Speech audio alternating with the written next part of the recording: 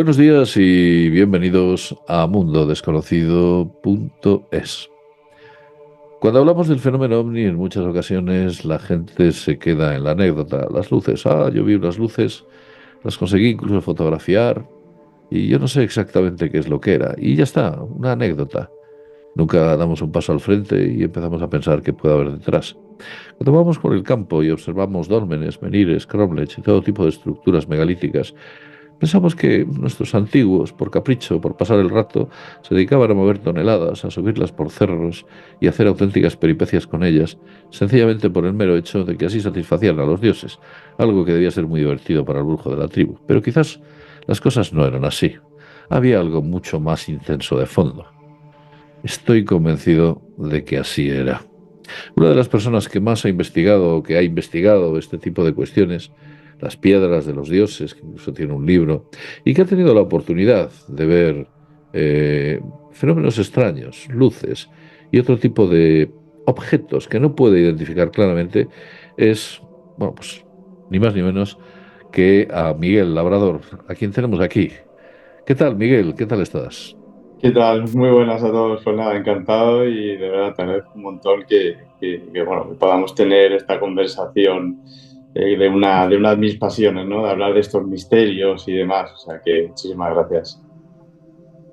Bueno, Miguel, ¿cómo comenzaste a meterte en este mundillo? Un día te levantaste, te diste cuenta de que la realidad que percibimos es mucho más profunda e intensa que la que realmente nos hacen percibir, o que la que vivimos es más intensa que las que nos hacen percibir, o ya desde niño tenías algo ahí dentro que te decía, aquí hay más cosas de fondo.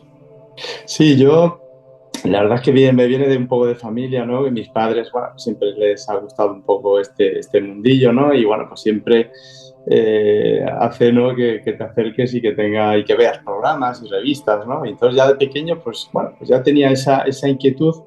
Y sí que es cierto que conforme me iba haciendo mayor, claro, ya empiezas a ver libros ya un poquito más serios, con más contenido, y ya es cuando empieza ya lo que es una pasión, es cuando, sobre todo a nivel arqueológico, ¿no? Y referente a la historia, pues es cuando empiezo a viajar por todo el mundo.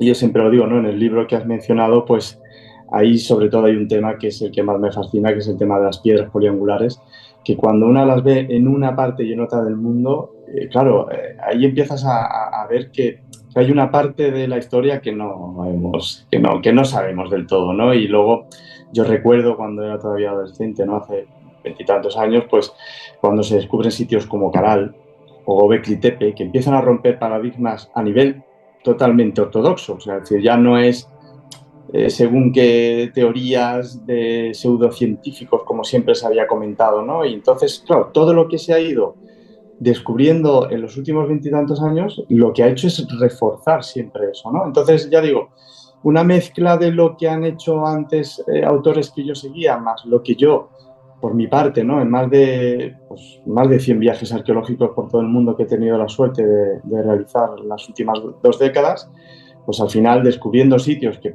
casi nadie conoce y que por eso hice el libro, ¿no? Para que el gran público lo pudiera conocer, es que hay sitios realmente que no hay una teoría normal, quiero decir, aquí ha pasado algo, ¿no? Y ya digo, ¿no? Y luego, pues ya lo que me pasó, lo que vamos a comentar, ¿no? En el 2011, en diciembre del 2011, pues bueno, es verdad que eso solo hace reforzar esas ideas de que hay muchísimas cosas que yo creo que gobiernos, yo creo que estamentos, ¿no?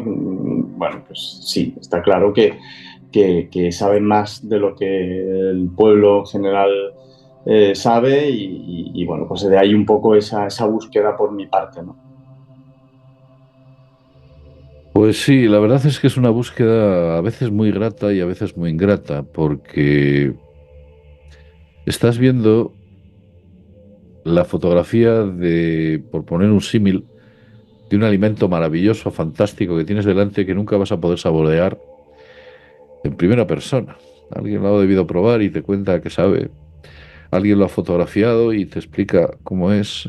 Alguien lo ha grabado, pero es muy difícil llegar a tener un contacto directo con tanto, bueno, pues ese otro mundo del misterio que existe de fondo y que, como tú bien dices, cuando te acercas al abismo, el abismo te mira a ti y en este caso, pues te acercas al misterio y el misterio da un paso hacia ti también.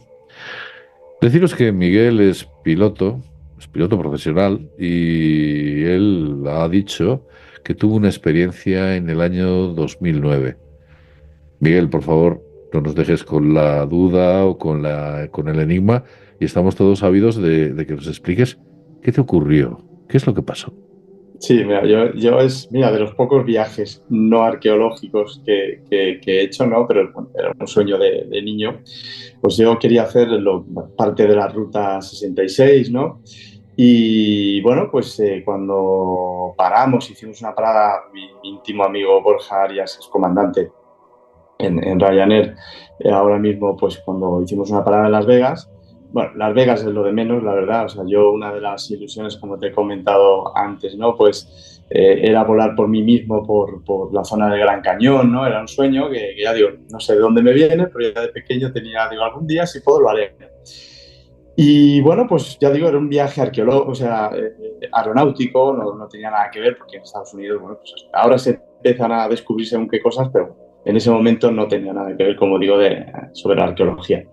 Y entonces, bueno, pues mi intención era alquilarme un avión para allí, para volar en esa zona.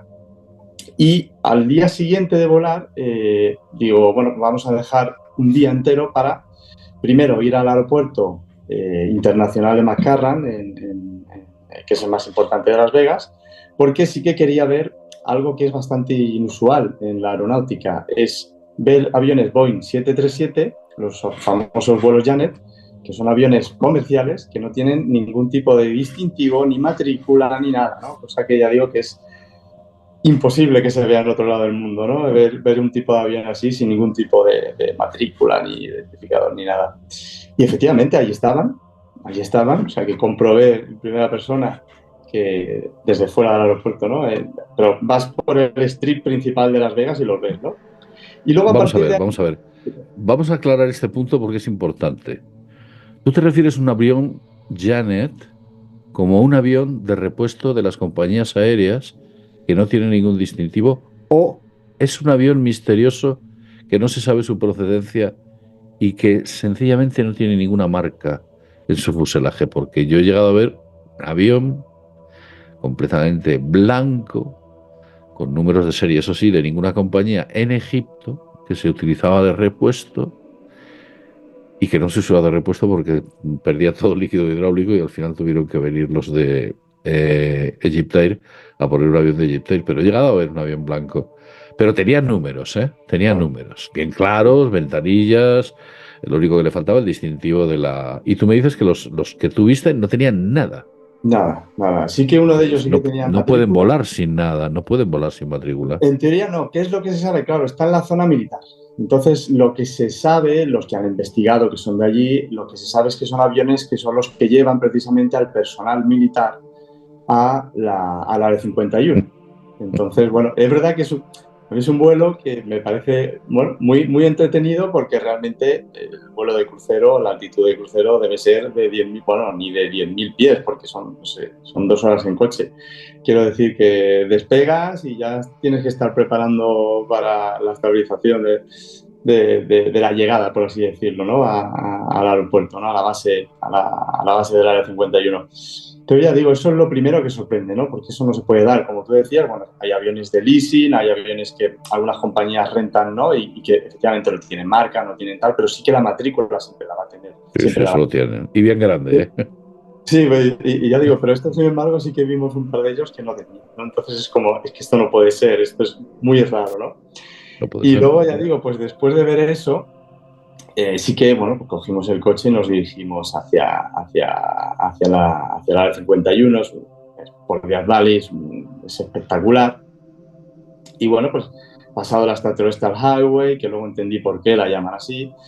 Y bueno, pues hicimos las fotos típicas de todo el mundo que va por allí, ¿no? De prohibido traspasar por allí y tal, ¿no? Y es verdad que aparecieron los Camo Dukes, ¿no? Aquellos vigilantes de seguridad que aparecen en la loma, ¿no? Que cuando uno lo ve en un documental parece que no es tanto, ¿no? Pero cuando uno está allí y de repente ves que se asoman, ¿no? Como diciendo, ojo, que sois solo dos y os estamos viendo. Son pickups blancos, ¿no? Tengo entendido.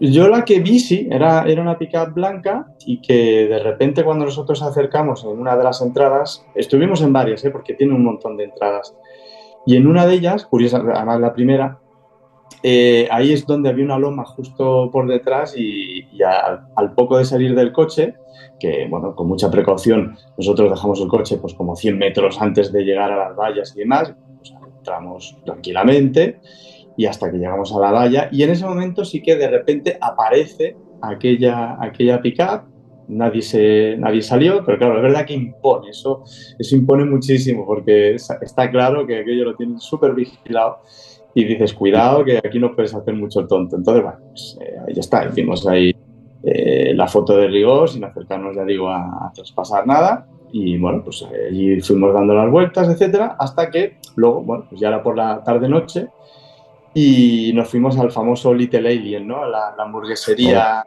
esta que apareciendo. típica. El Black Box y todo aquello que hay por allí, ¿no? Exacto, exacto. Entonces, bueno, pues allí paramos. Y además yo recuerdo, estoy buscando el nombre, pero no tal, que vimos a un alemán que daba conciertos allí y luego lo vi una vez en Facebook y tenía no sé cuántos miles y miles de seguidores, al parecer era un DJ bastante conocido, Ah, música un poco estrambótica, que iba a dar un concierto, pero el hombre ya era la cuarta o quinta vez que iba a la área 51, estaba obsesionado con ese sitio. Y yo recuerdo, hablando con él y demás, bueno, pues nos despedimos y ya cuando nos íbamos a ir, los dueños de la hamburguesería, lo típico, no, pues los dos somos españoles y demás, y somos pilotos. Y la mujer, nunca se me olvidará, que nos dijo, pues mira, las últimas noches hemos visto cazas pasando por el ruido y tal, pues ellos, aunque no sean pilotos, pero ya son capaces de discernir lo que es un helicóptero, un caza, etcétera, ¿no? Y dijo, pues ha habido sí. cazas y tal, porque por el fuego que echa, ¿no? El afterburner y tal, ¿no? Y entonces, claro, eso nos animó a decir, bueno, en vez de irnos directamente a Las Vegas, oye, ¿por qué no?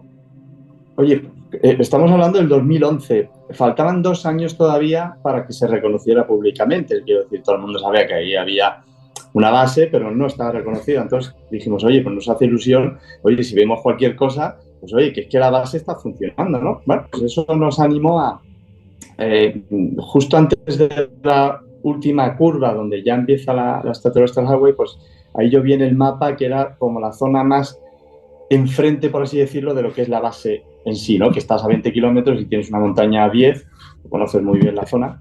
Y digo, bueno, pues nos ponemos ahí. Que fíjate, siempre lo cuento con el miedo que teníamos, porque claro, se cuenta muy bien, pero claro, dos españoles al anochecer, en mitad del desierto, sin nadie, no había nadie, ya todo el mundo se había ido, y al lado del área 51, impresiona, ¿no? Entonces yo recuerdo que pusimos el coche, en vez de mirando hacia la base, nos pusimos con el coche como si tuviéramos que salir pitando, ¿sabes? Porque no me fiaba lo más mínimo. Así que así empezamos. Y yo iba por el lado del copiloto y en cuanto se hizo de noche, pues ya digo, como era diciembre, hacía bastante frío, había viento calma, con lo cual se aguantaba bien, pero hacía bastante frío. Y entonces yo recuerdo que yo veo, así como muy rápido a mi derecha, yo iba de copiloto, pues yo veo a mi derecha algo que cae y lo tapa enseguida la montaña que teníamos a 10 kilómetros enfrente, ¿no? ¿Cómo cae? Claro, ¿Qué forma de caída? ¿Como cae un meteorito normalmente? ¿Como si fuera una no, gota? ¿Como si fuera una hoja? un, un, ¿Cómo cae? un poco más lento, pero, o sea, mi sensación fue, claro, porque uno siempre intenta dar una explicación racional. Entonces, yo, como lo vi de refilón, y Borja pues, lo vio casi más o menos que yo, y fue tan rápido que yo dije, yo creo que es un caza que está haciendo una aproximación, pues un poco, claro, más violenta de lo que estamos acostumbrados a ver aviones comerciales, ¿no? Que son aproximaciones más largas, más a lo mejor de ¿No? 600 pies por minuto, por así decirlo, y aquello pues era mucho más rápido. Y sí que yo recuerdo que lo poco que vi de la luz sí que me dio la sensación de que eran las típicas landing lights, las luces de aterrizaje de los aviones. Sí. Lo único claro que en vez de ser blancas, que son todas blancas, hasta la de los militares, era anaranjada, amarillenta. Era un color que era inusual para ese tipo de luces, pero la intensidad sí que me pareció aquella. Entonces, en ese momento yo no tuve duda. Yo dije, Borja, pues yo creo que ha sido un caza que ha hecho un viraje más pronunciado de lo que estamos acostumbrados a ver y ya Ajá. está. Pero bueno, nosotros ya estábamos contentos de, oye, pues sí, es que la base está funcionando. O sea, Nos es que ya, llevamos algo, ¿no? Dijiste, sí, sí. sí, ya dije, mira, ya fantástico, oye, mira, pues ya una anécdota y tal, no sé qué. Entonces yo recuerdo, pusimos ya el coche, ya mirando hacia como la base, ¿no? Hacia la montaña. Y entonces, bueno, pues ahí lo típico comentando, jolín, pues qué bien, tal, no sé qué, y a los 10, 15 minutos en estas cosas, pues bueno, es difícil cuantificar el tiempo que pasa. De Ajá. repente veo esa misma luz a la izquierda de nuestra posición, más o menos a las 10, 11, y claro, salimos inmediatamente del coche. Ya digo, en silencio, claro, ya dale, ni viento, ni animales, ni nada, no sé nada, es el sitio más silencioso que ya he estado nunca, entonces eso imponía más, ¿no? Y yo recuerdo que digo, no, es que esa es la luz, sí, sí, es la luz, es amarillenta y tal, y parece unas landing lights. Claro, no registró durante segundos ningún movimiento y hubo un momento en el que dijimos, a ver, el cielo es espectacular, era luna nueva, o sea, digo, a ver si no estamos acostumbrados a este tipo de cielo tan impresionante, a ver si nos estamos confundiendo a lo mejor hay veces que Venus, es verdad que durante muy poco tiempo, pero sí que Venus o Júpiter, según en qué momento, ha habido veces que yo he pensado que puede ser autotráfico. Luego enseguida ves que no tienen beacon lights o otro tipo de luces que suelen llevar cualquier tipo de avión, pero bueno, hay veces que sí te da sensación durante unos segundos. Entonces estamos debatiendo qué puede ser, qué no es, qué tal, qué no sé. Y luego también hubo un momento, digo, a ver si va a ser ese tipo de vuelo Janet, que a lo mejor está haciendo todavía una aproximación, lo tenemos enfrente y antes de hacer el viraje hay izquierdas, pues también nos da la sensación, aunque sea de naranja, color naranja y tal, que no es usual, pero es que me da esa sensación de que es el tipo de luz, esa intensidad era de landing lights. O sea, yo en ese momento no tenía mucha duda, ¿no? Hasta que Ah, aquello empieza a sí. moverse ya de una forma que aquello ya no podía ser, ya era muy raro. O sea, ya empezó siempre de forma horizontal, aunque yo recuerdo que con Borja, alguna vez que lo he hablado, él sí que recuerda que hubo algún movimiento vertical. No sé, a lo mejor los recuerdos pueden variar, no lo sé, pero es cierto que yo solo recuerdo horizontal. Me dijo, no, yo creo que una vez ascendió y tal, yo vi que los movimientos eran horizontales.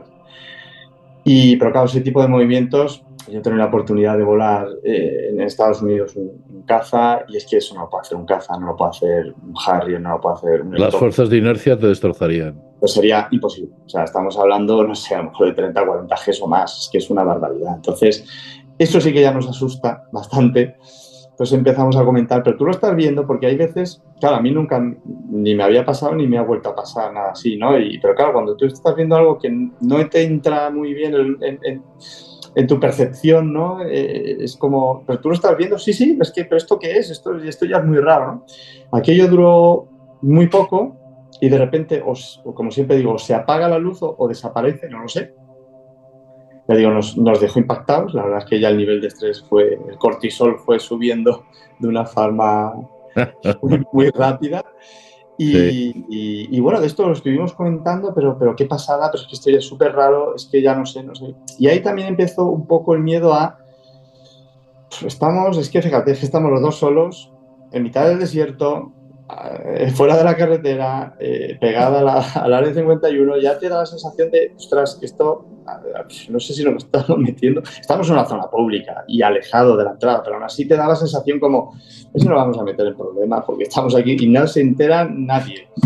Pero bueno, ahí seguimos un poco, ya digo, nos quedamos fuera un tiempo, luego con el frío nos volvimos a meter en el coche, ya digo, ya estábamos desde hacía tiempo apuntando hacia adelante, ya es lo que fue más espectacular, que fue, yo lo contabilicé luego pasado eso, ¿no?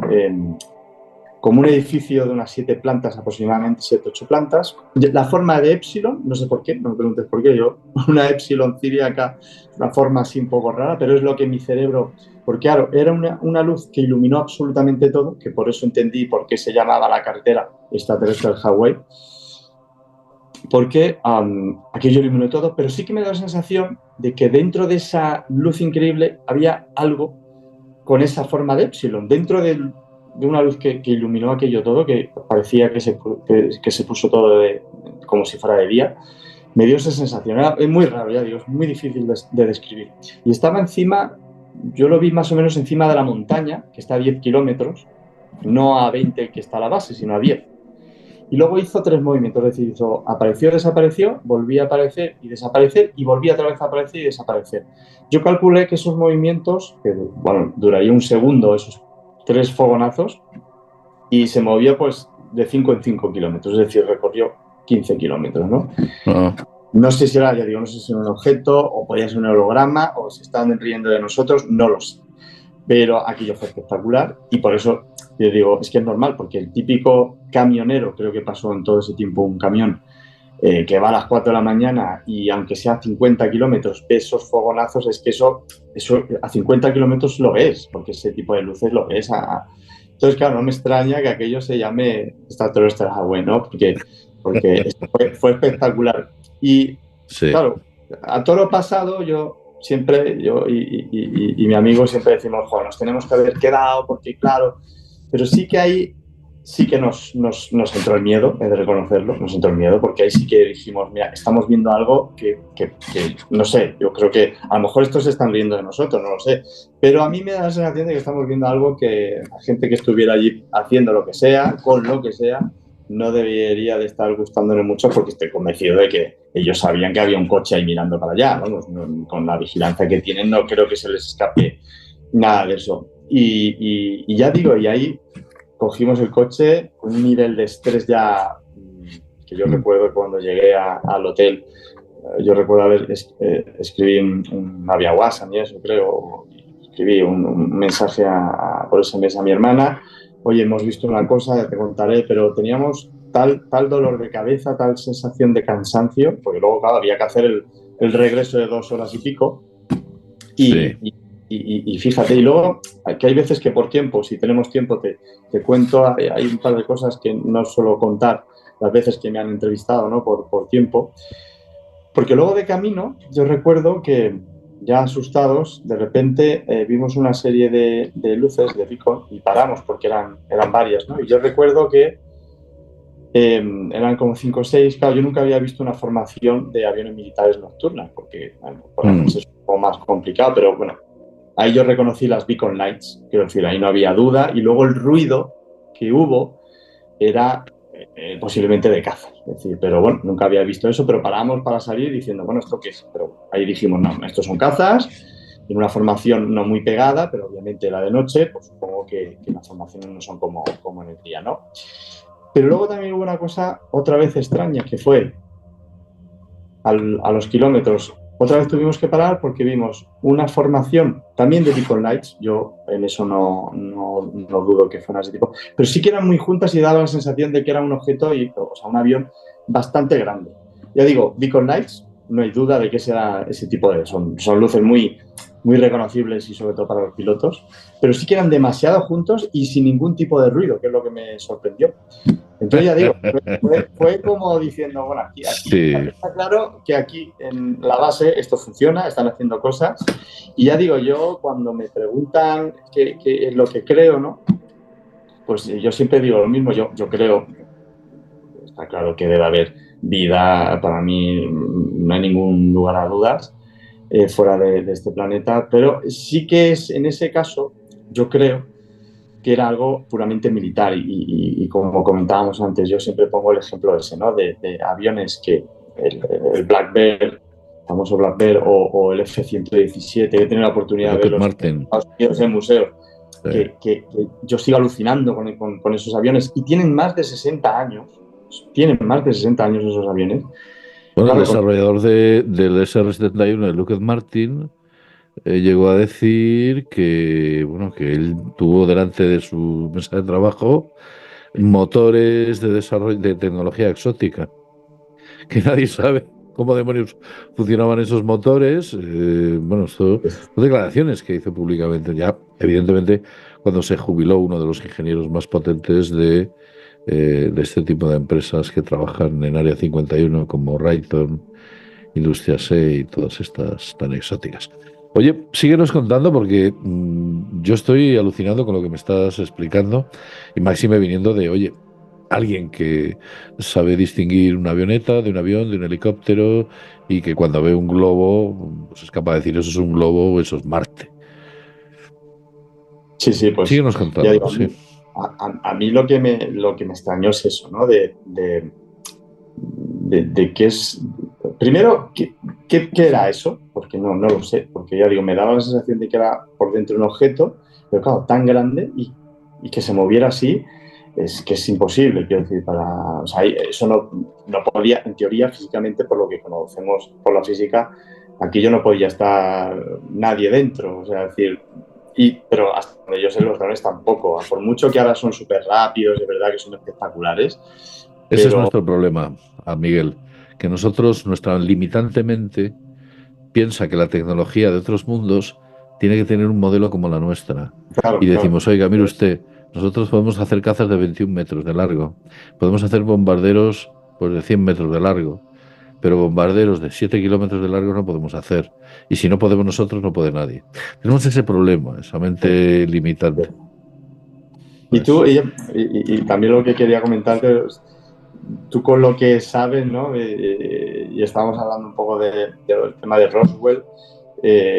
Claro, yo siempre lo he pensado, ¿no? Si tenía algo que ver a lo mejor aquello que se decía, ¿no? Que lo que se encontró en Roswell, que lo pudieron mover para la 51, pues a lo mejor es una posibilidad, no lo sé, ¿no? Ya digo, para mí es algo militar, pero porque más o menos el gasto que tiene Estados Unidos cada año en I+D, en investigación, y luego la parte que no se sabe de los fondos reservados que ellos tienen y demás, ¿no? y los fondos negros también. Claro, exacto. Entonces, con esa ingente cantidad de dinero, con los mejores ingenieros, etcétera. Claro, es que es lo que siempre digo. Yo, por ejemplo, ahora, ¿no? Ahora que se está desclasificando, o sea, es que clasificado, aunque no se vea, el B-21, ¿no? El nuevo bombardero este estratégico y demás. Yo ¿Mm? siempre lo digo, que nos lo estén presentando ahora, eso pues, simplemente significa que ya está, o sea, ya es obsoleto para Estados Unidos. Eso lo tengo clarísimo. Totalmente, sí, Ah, sí, sí, todos sí. estos aviones del IF-22 y demás, si lo vemos, es porque está, vamos, ya son una antigualla para ellos, ¿no? Entonces, por eso digo que no me extrañaría que a nivel humano también, de todos estos años de invertir y demás, pues que sabrá Dios lo que tienen, ¿no? Más luego si han cogido algo de otros mundos, que eso ya se me escapa porque no lo conozco tanto, pues es que claro, es que sabrá Dios lo que Bueno, tienen. yo te puedo hablar de lo que presuntamente me han contado o a las conclusiones a las que he llegado. Y tú me dirás, ¿cómo has llegado a esas conclusiones? Bueno, pues, a ver, si escuchas a Bob Lazar decir una cosa, si escuchas a tres o cuatro, bueno, pues ufólogos o gente que ha trabajado allí, hacer una serie de comentarios y ves que hay un nexo muy potente, es decir, está pasando algo. ¿Mm? Y bueno, pues desde mi punto de vista, por ejemplo, Bob Lazar, que tú sabes que estuvo trabajando concretamente, él dice que estuvo trabajando en Área 51 en los años 80, 70, 80, no recuerdo bien, y para el desarrollo de ese famoso combustible, el elemento 115, creo recordar que es el que alegaba. Bob Lazar recientemente ha hecho un documental muy honrado dentro de Netflix, y no sé si has tenido oportunidad de verle. Sí, sí, Es un documental en el que él habla, por ejemplo, con George Knapp, que fue el productor que le entrevistó en Las Vegas en los años 70, 80, cuando, bueno, pues escapó de Área 51 porque el estrés laboral allí debe ser flipante. O sea, eso de que, de hecho, él cuenta que tuvo una ocasión, una vez tocó uno de estos aparatos, el Sport Model, ¿no? Lo llamaba así Sport sí. Model. Dice, toqué un Sport Model y había un oficial detrás que me dio un culatazo inmediatamente. O sea, no se anduvo con gaitas de que si yo era un científico o que si era la Madre Teresa de Calcuta. Sencillamente esas cosas no se podían tocar. Él habla, él dijo, mire usted, yo no recuerdo haber visto un gris allí, pero sí que recuerdo con el rabillo del ojo, según pasaba por las instalaciones, no les permitían mirar a las ventanas dentro de los pasillos, o sea, no podían girar la cabeza. Dice, yo recuerdo haber visto con el rabillo del ojo algo que se parecía a ese tipo de cuestión. Él habla de una tecnología muy, muy avanzada e incluso hay una vieja grabación en la que parece ser que recoge una esquirla del tamaño de un, ¿cómo te podría decir? Como un grano de arroz, de trigo, un grano de arroz de ese componente, de ese compuesto, ¿no? Del elemento 115, y se ve cómo distorsiona la luz. ¿Eh? Hay un haz de luz, se acerca la pepita en la grabación y el haz de luz se arquea. O sea, ahí esa materia se estaba generando antigravedad de algún lado, o por lo menos algún tipo de fuerza gravitatoria. Bob Lazar decía, mire usted, es que no se consiguen fotos nítidas de los ovnis, es que no se puede, porque lo que hacen es arquear la luz y lo que tú recibes del ovni no es una imagen nítida, ¿no? Recibes una especie de borroso, como un blur. Hablaba de muchas cosas muy interesantes y fíjate, él tiene una industria, ahora una empresa que se dedica a la distribución de productos químicos, la empresa y no quiere saber nada absolutamente de esto y todavía el FBI le sigue hostigando, se va metiendo en su casa, pero el FBI, no creas que va un señor del FBI, llama a la puerta y dice, ¿me permite usted pasar? No, no, allí va los SWAT en plan película de Hollywood y toman toda la casa y a él le tal, intentando encontrar esa famosa esquirla que debe tener en algún lado. Y bueno, pues esa es una de las cuestiones. ¿Podemos querer a Bob Lazar? La pregunta es, ¿podemos no creerle? ¿Qué ganaría? ¿Qué ha ganado Bob Lazar? Ha ganado muchos disgustos. Es decir, si alguien tiene mucho que ganar y poco que perder, pues tira para adelante. Pero si tienes mucho que perder y muy poquito que ganar, realmente, bueno, pues empiezas a cuestionarte si ese señor está diciendo la verdad. Claro que si está diciendo la verdad Bob Lazar, imagínate a lo que nos estamos enfrentando. Sí, sí. Y, Se además, desencadena en los infiernos. yo además, para mí, una persona que sí que me cambió, más que incluso Bob Lazar, es, bueno, que tú lo conoces también, su historia, ¿no? Que es para mí la persona posiblemente del mundo con el mejor currículum vitae que haya aparecido nunca, ¿no? Que es el Carl Mitchell. Claro, yo recuerdo cuando en el 2008 que hay una, Piloto, además uno de los grandes. o sea, Sí, sí, sí, piloto de y su padre prueba, era un héroe de guerra y todo. sí, sí, Sí, el hombre, Edgar condecorado en Mitchell. Corea. Sí, sí. Un hombre Y honrado, como los haya, además, ¿eh? con Sí, sí, sí. científico además, ingeniero aeroespacial, Por elegido por la supuesto. sexto hombre en caminar en la luna, quiero decir, es que primero con una formación impresionante, con una experiencia vital también espectacular.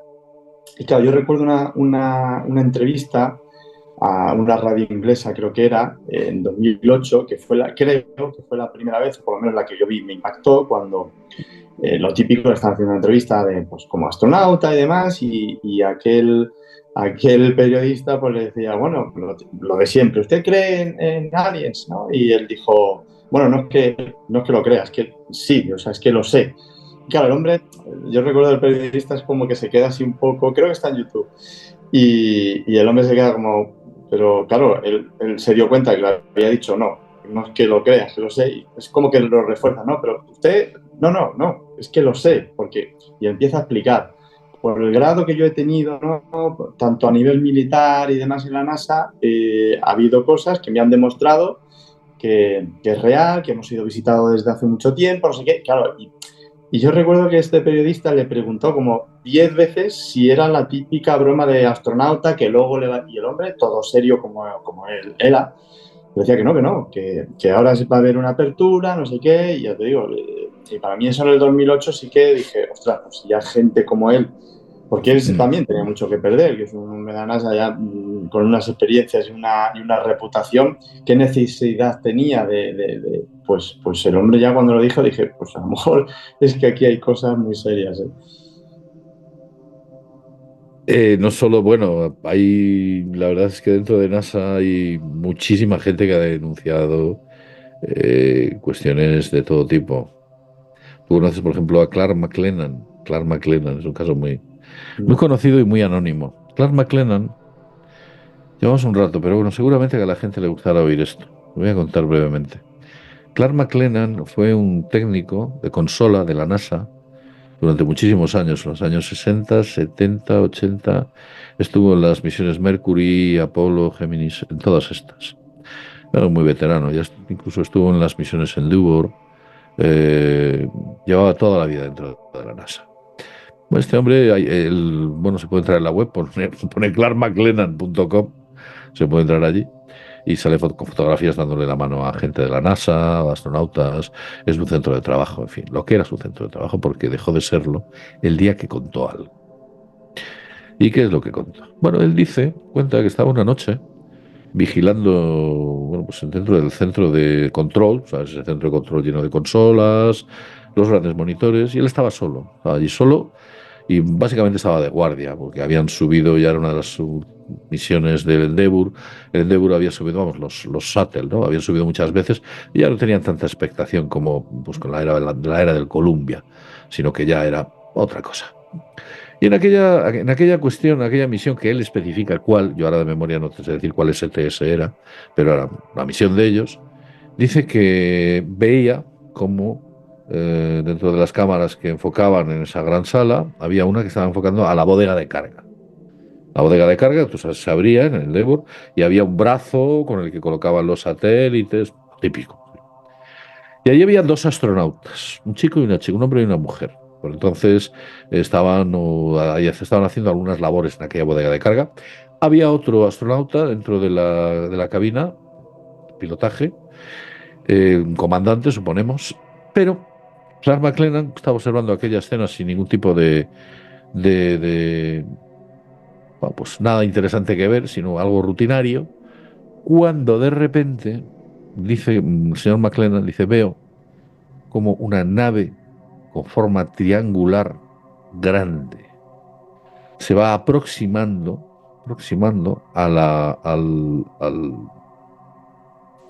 al shuttle. Se acerca a la bodega de carga, se queda a la misma altura, los astronautas se quedan observando aquel objeto negro, ¿eh? Y baja de él otro astronauta, de este objeto negro.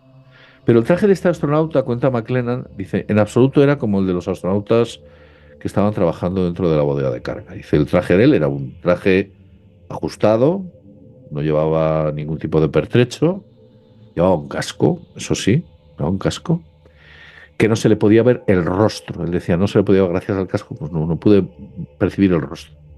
Y cuenta McLennan una cosa curiosísima, dice, tampoco pude escuchar lo que decían porque tenían apagado los sistemas de emisión de las conversaciones internas que había entre la nave, la bodega de carga, etcétera, entre ellos. Pero lo que sí que pude entender y claramente es qué es lo que estaba haciendo ese astronauta que iba de negro, que apareció en la nave negra. Dice, les estaba echando una bronca a los dos astronautas enorme.